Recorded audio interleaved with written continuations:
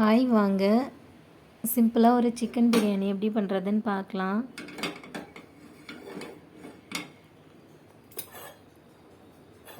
நான் வந்து குக்கரில் தான் இன்றைக்கி செய்ய போகிறேன். ஸோ குக்கரில் ஒரு 2 ஸ்பூன் ஆயில் விட்டுக்கோங்க.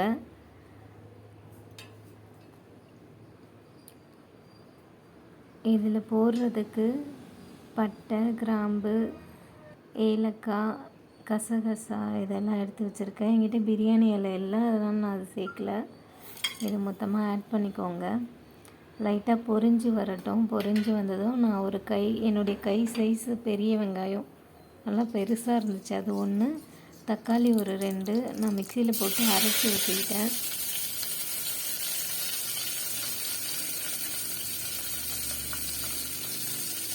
வெங்காயம் நல்லா வதங்கட்டும்.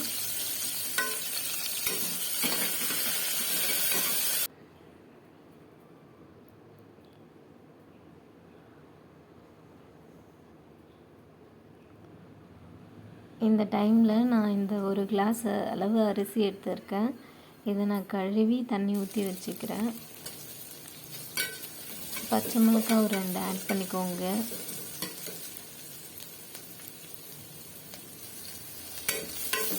இஞ்சி, பூண்டு, சோம்பு பேஸ்ட்டு சேர்த்து ஆட் பண்ணிக்கோங்க.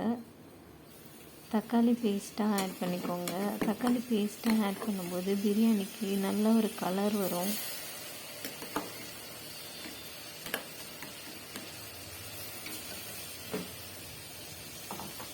இதை நல்லா மிக்ஸ் பண்ணி கொடுங்க, வதங்கட்டும்.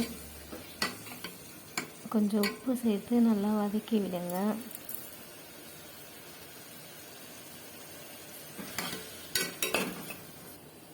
இப்போது இது கூடவே தேவையான மசாலாலாம் சேர்த்துடலாம். மஞ்சள் தூள் கொஞ்சம் சேர்த்துக்கோங்க. காரத்துக்கு தனி மிளகாய் தூள் சேர்த்துக்கோங்க. கொஞ்சமாக கரம் மசாலா சேர்த்துக்கோங்க.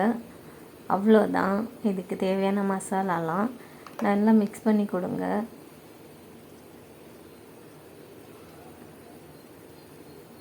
இப்போது இது கூடவே நம்ம சிக்கனையும் ஆட் பண்ணி ஒரு 2 நிமிஷம் நல்லா வதக்கி விடலாம் சிக்கனை.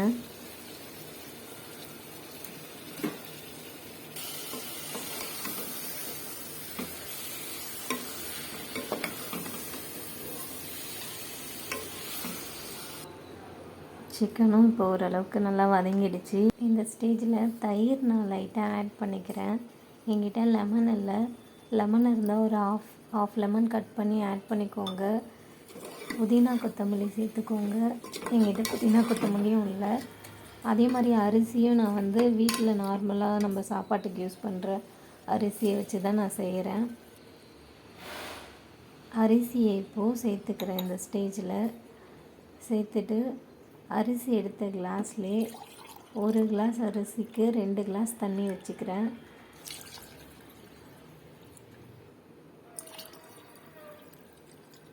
அவ்வளோதான். இப்போ இதை நல்லா மிக்ஸ் பண்ணி விட்டு உப்பு, காரம் இதெல்லாமே வந்து ஓகேவான்னு செக் பண்ணிக்கோங்க. பத்தலைன்னா இந்த ஸ்டேஜில் கொஞ்சம் காரம் வேணும்னா காரமும் உப்பும் ஆட் பண்ணிக்கோங்க. ஆட் பண்ணி மூடி வைங்க. மூடி ஹை ஃப்ளேமில் வச்சு ஒரு விசில் வந்தது ஸ்லோ ஃப்ளேமுக்கு மாற்றிடுங்க. ஸ்லோ ஃப்ளேமில் 5 மினிட்ஸ் இருக்கட்டும். அப்புறம் அடுப்பு ஆஃப் பண்ணிவிடுங்க. ப்ரெஷர் ரிலீஸ் ஆகிற வரைக்கும் தம்லேயே இருக்கட்டும். ப்ரெஷர் எல்லாம் போனதும் ஓப்பன் பண்ணிக்கோங்க.